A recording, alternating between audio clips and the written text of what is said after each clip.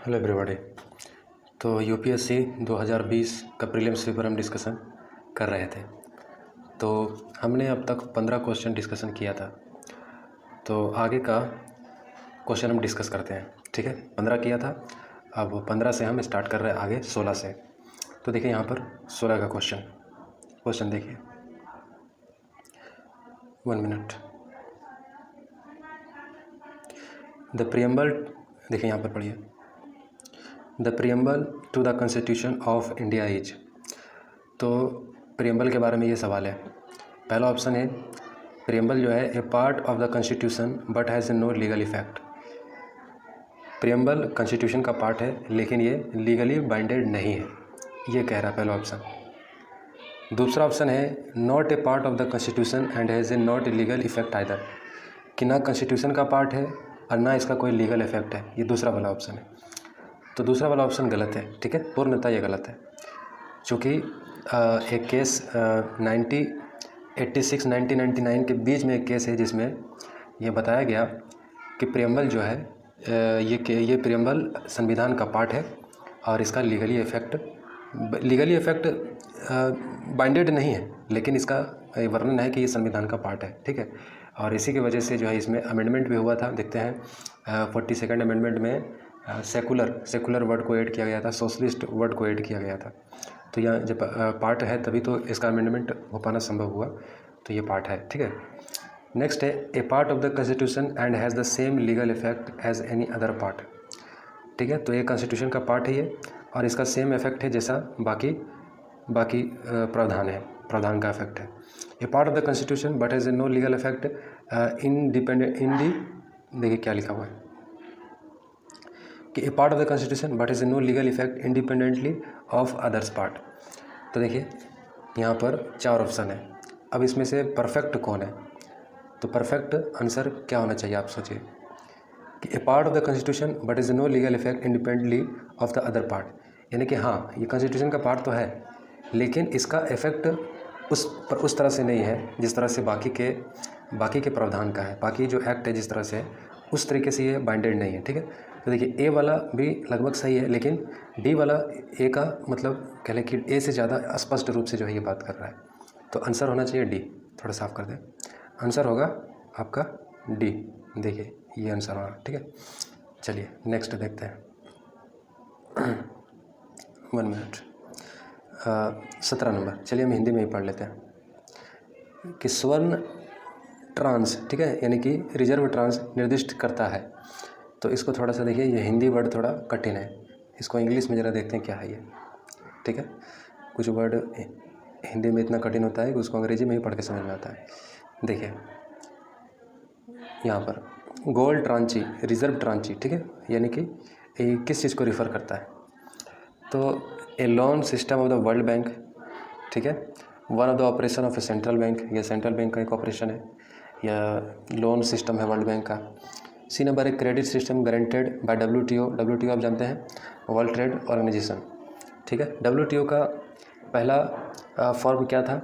WTO को पहले gate कहा जाता था।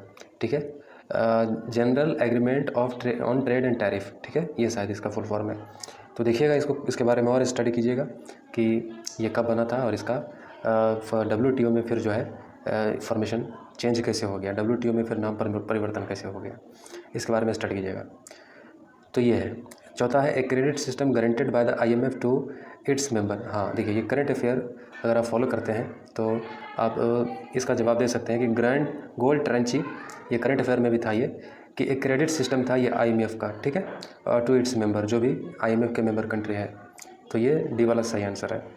चलिए नेक्स्ट क्वेश्चन इंग्लिश में ही पढ़ लेते हैं कि with reference to the provision content in the part 4 of the constitution of India which of the following statement is correct. तो पार्ट 4 के रिगार्डिंग कौन सा स्टेटमेंट यहाँ पर सही है? पहला ऑप्शन है they shall be enforceable by court, कि कोर्ट के द्वारा ये इन्फोर्सेबल है। दूसरा ऑप्शन है they shall be not enforceable by any court, ये नहीं है इन्फोर्सेबल। तीसरा ऑप्शन है the principle laid down in this part are influence to the making of laws by the state. 3 option है और यहाँ पर आंसर को निकालना है कि तीनों में से कौन सही है, ए या 2 या 1 या 3 या 2 या 3। ठीक है, तो चलिए थोड़ा सा गौर से पढ़िए। कि पार्ट 4 कॉन्स्टिट्यूशन में क्या है, स्टेटमेंट क्या है, पहले आपको ये पता होना चाहिए। जब आपको ये पता रहेगा तभी आप आंसर आप कर पाएंगे। अगर आपको ये पता नहीं है तो आप आंसर नहीं कर सकते। ठीक है, पहला लिखा हुआ है this shall be enforceable by court. तो पार्ट 4 में जो मैटर है वो है क्या, पहले आप पहले जाकर के अगर आपके पास किताब है लक्ष्मीकांत, तो आप देखिएगा कि पार्ट 4 आप उसको निकाल करके स्टडी कीजिए। ठीक है, और उसमें देखिए कि पार्ट 4 में क्या है। पहला वाला ऑप्शन गलत है। ठीक है, पहला वाला ऑप्शन गलत है, तो ए नहीं होगा। ठीक है, सी भी नहीं होगा। ठीक है, और दूसरा वाला पढ़िए this shall not be enforceable by any court, ये सही है, ये सही है। ठीक है, और 3 वाला जो ऑप्शन है the principles laid down in this part are to influence the making of laws by the state. हाँ, इसमें वो प्रिंसिपल है जो स्टेट के लॉ पार्ट को भी इन्फ्लुएंस करता है। ठीक है, तो हमारा आंसर होगा 2 और 3। सही आंसर 2 और 3 है। ठीक है, चलिए नेक्स्ट है consider the following statement. Consider 1 minute. Consider the following statement. चलिए पढ़िए। According to the constitution of India a person who is eligible to vote can be made a minister in a state for 6 month even if he see not a member of the legislature of the state. कह रहा है कि एक आदमी बन सकता है, minister बन सकता है बिना अगर वो एमएलए नहीं भी है स्टेट में और एमपी केंद्र में, तो वो मिनिस्टर बन सकता है। लेकिन 6 महीना के अंदर उसको किसी भी, यानी कि 2 सदन अगर वहाँ पर है स्टेट में, तो किसी भी सदन का एक मेंबर होना उसको मांगता है 6 महीना में। और केंद्र में है तो उसको किसी भी, यानी कि लोकसभा या राज्यसभा का मेंबर होना चाहिए। चलिए, ये स्टेटमेंट सही है। दूसरा बात है according to the representation of people act 1951 a person convicted of a criminal offence and sentenced to imprisonment for 5 year is permanently disqualified from contesting an election even after his release from prison. तो कह रहा है कि अगर एक आदमी मुजरिम है तो उसको डिस्क्वालीफाइड कर दिया जाएगा और परमानेंटली जो है वो डिस्क्वालीफाइड रहेगा इलेक्शन चुनाव लड़ने से, उसको हमेशा निष्कासित रखा जाएगा। तो ये ऑप्शन कह रहा है। तो ये ऑप्शन जो कह रहा है 1951 पीपुल रिप्रेजेंटेशन एक्ट 1951 के अंतर्गत में क्या ऐसा कुछ है? पढ़िए पहले फिर से। According to the representation of people act 1951, अगर कोई पर्सन कन्विक्टेड है क्रिमिनल ऑफेंस, अगर उसने क्रिमिनल ऑफेंस में अगर संलिप्त पाया गया, ठीक है, एंड सेंटेंस टू इम्प्रिजनमेंट, और उसको सजा दी गई है, कैद की सज़ा दी गई है 5 साल, ठीक है, तो वो परमानेंटली डिस्क्वालीफाइड है कंटेस्ट करने के लिए, चुनाव लड़ने के लिए। ठीक है, 5 साल का अगर इम्प्रिजनमेंट उसके लिए है तो वो चुनाव नहीं लड़ सकता। ठीक है, तो ये बात भी ठीक लग रहा है। ठीक है, तो इस हिसाब से अगर देखा जाए तो पहला वाला हमने क्या कहा, 1 मिनट, पहला वाला ही हमने पढ़ा था। According to the constitution of India person who is eligible to vote can be the made minister in a state for 6 month even if he see not a member of the legislator of the state. थोड़ा इसको हिंदी में और अच्छा से स्पष्ट कर लेते हैं। ठीक है, थोड़ा सा बढ़िया से पढ़ना पड़ता है क्योंकि ये IAS का क्वेश्चन है। देखिए, भारत के संविधान के अनुसार कोई भी ऐसा व्यक्ति जो मतदान के लिए योग्य है किसी राज्य में 6 माह के लिए मंत्री बनाया जा सकता है, तब भी जब उस राज्य के विधानमंडल का सदस्य नहीं है। फिर से पढ़िए। संविधान के अनुसार कोई भी ऐसा व्यक्ति जो मतदान के लिए योग्य है किसी राज्य में 6 माह के लिए मंत्री बनाया जा सकता है, तब भी जब उस राज्य के विधानमंडल का सदस्य नहीं है। तो 50% लग रहा है ये सही है, 50% लग रहा है ये गलत है। ये कंफर्म थोड़ा नहीं हो पा रहा है। ठीक है, लेकिन हम मान के चलते कि ये क्वेश्चन गलत है। वैसे आप इसको और अच्छा से डिटेल देख लेना। ठीक है, अगर हम मान लें कि ये गलत है तो आंसर हमारा हो जाएगा डी। देखिए यहाँ पर आंसर डी हो जाएगा। ठीक है, आंसर डी हो जाएगा। नेक्स्ट पढ़ते हैं। निम्नलिखित कथनों पर विचार कीजिए। भारत का राष्ट्रपति ऐसे स्थान पर जिसे वह ठीक समझे संसद का सत्र आहवान कर सकता है, यानी कि जहाँ चाहे वो संसद को स्टार्ट कर सकता है भारत का राष्ट्रपति। दूसरा ऑप्शन है भारत का संविधान 1 वर्ष में संसद के 3 सत्रों का प्रावधान करता है, किंतु सभी 3 सत्रों का चलाया जाना अनिवार्य नहीं है। चलिए, ये क्वेश्चन लगभग थोड़ा सा जो है सही लग रहा है। ठीक है, तीसरा ऑप्शन है 1 वर्ष में दिनों की कोई न्यूनतम संख्या निर्धारित नहीं है जब संसद का चलना आवश्यक हो। तो दिन निर्धारित नहीं है अगर संसद का चलना आवश्यक हो। पहला वाला ऑप्शन पढ़िए। पहला वाला भारत के राष्ट्रपति ऐसे स्थान पर जिसे वह ठीक समझे संसद का सत्र आहूत कर सकता है। तो ये तो नहीं है, चूँकि हम जानते हैं राष्ट्रपति जो है वो काउंसिल ऑफ मिनिस्टर और उसके चेयरमैन के अकॉर्डिंग काम करते हैं, यानी कि प्रधानमंत्री के काउंसिल के अकॉर्डिंग वो काम करते हैं। तो ये पावर तो राष्ट्रपति के पास नहीं होना चाहिए कि वो जहाँ चाहे पार्लियामेंट को जो है आह्वान कर सकते हैं, तो ये चीज़ नहीं होना चाहिए। तो एक अगर गलत हम मान ले तो एक भी गलत, तो ए कट जाएगा, सी भी कट जाएगा, ठीक है। अब यहाँ सही हो सकता है बी या डी। तो बी को आप पढ़िए, 2 नंबर का ऑप्शन भारत का संविधान 1 वर्ष में संशोधित, ये सही है। और तीसरा आप पढ़िए 1 वर्ष में दिनों की कोई न्यूनतम संख्या निर्धारित, हाँ जब इमरजेंसी का टाइम हो तो निर्धारित नहीं है टाइम कि कितना दिन तक चले, ठीक है। तो ये भी ऑप्शन सही है, 2 और 3 सही है, तो आंसर हमारा डी हो जाएगा। नेक्स्ट क्वेश्चन देखते हैं, थोड़ा टफ है ये क्वेश्चन, कि भारत के इतिहास के संदर्भ में निम्नलिखित युग्मों पर विचार कीजिए, ठीक है। औरंग, तो ये क्या है, कौन ये सही सुमेलित है। बेनियान, ईस्ट इंडिया कंपनी का भारतीय एजेंट। मिरासीदार, राज्य का नामित राजस्वदाता। तो कौन सा युग्म सही सुमेलित है, ठीक है, हमें ये बताना है कौन सा सही सुमेलित है। थोड़ा देखिए, बेनियान ये ईस्ट इंडिया कंपनी का भारतीय एजेंट था, ये सही है, ठीक है। औरंग राजकोष का प्रभारी, ये गलत है। 3 नंबर का देखिए, मिरासीदार राज्य का नामित राजस्वदाता, ये मिरासीदार दिल्ली सल्तनत में हुआ करता था, ठीक है, तो ये भी सही है। तो 2 और 3 सही है, तो हमारा सही आंसर बी हो जाएगा, ये वाला, ठीक है। नेक्स्ट पढ़िए 22, भारत के धार्मिक इतिहास के संदर्भ में निम्नलिखित कथनों पर विचार कीजिए। तो अस्थाविरवादी महायान बौद्ध धर्म से संबंध है, पहला ऑप्शन। दूसरा, लोकोत्तरवादी संप्रदाय बौद्ध धर्म के महासंघिक संप्रदाय की एक शाखा थी।